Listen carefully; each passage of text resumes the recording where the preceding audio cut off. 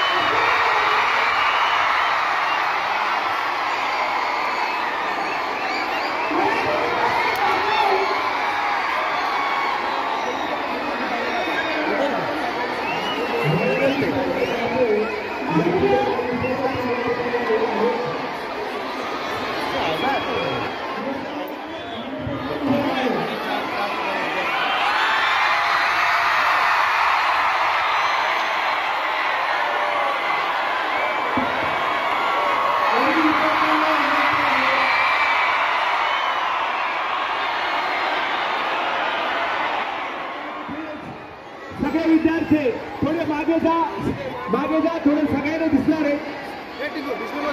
झटक्याला हात टेकून उभे राहू नका प्लीज.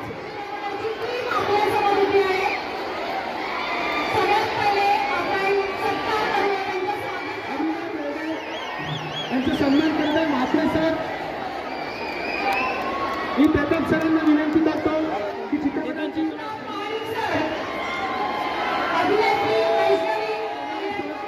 अक्षय सरांचा सन्मान करत आहे.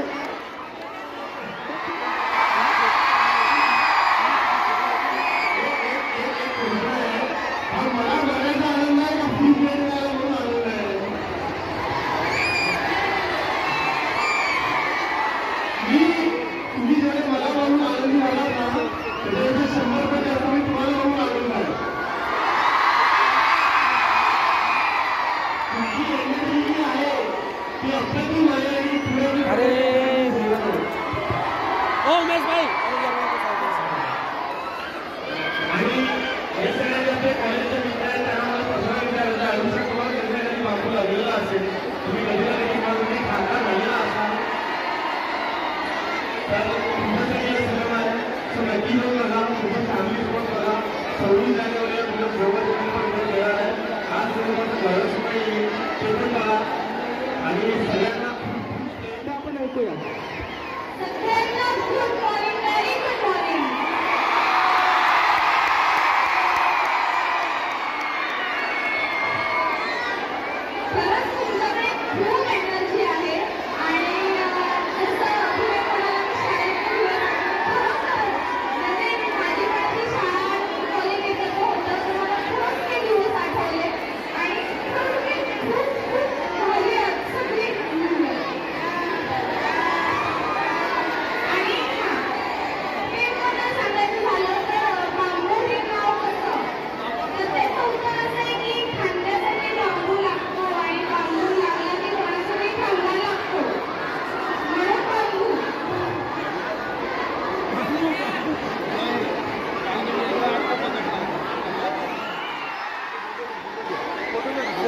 फोटो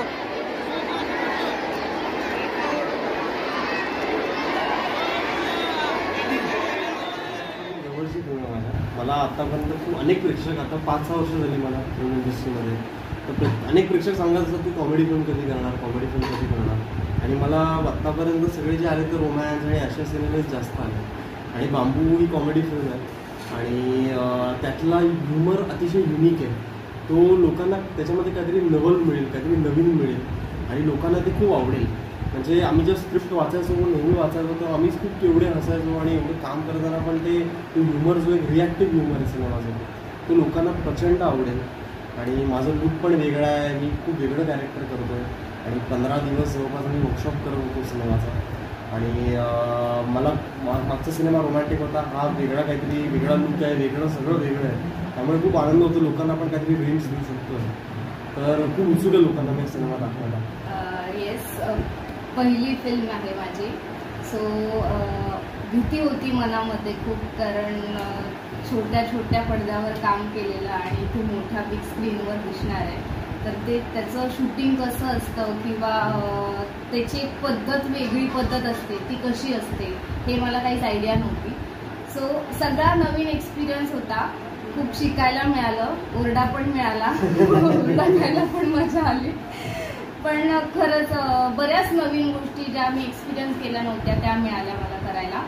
आणि मी सिनेमात कशी दिसणार आहे आणि सगळ्यांचं ओव्हरऑल काम कसं दिसणार आहे अजूनही मी बघितलं नाही आहे. तर मी पण 26 जानेवारीची खूप आतुरतेने वाट बघते की मोठ्या पडद्यावर कसं दिसणार आहोत आपण हे बघण्यासाठी. नक्कीच. याच्या अगोदर मी बॉईज टू बॉईज 3 आणि गर्ल्स नावाचा सिनेमा दिग्दर्शित केला होता.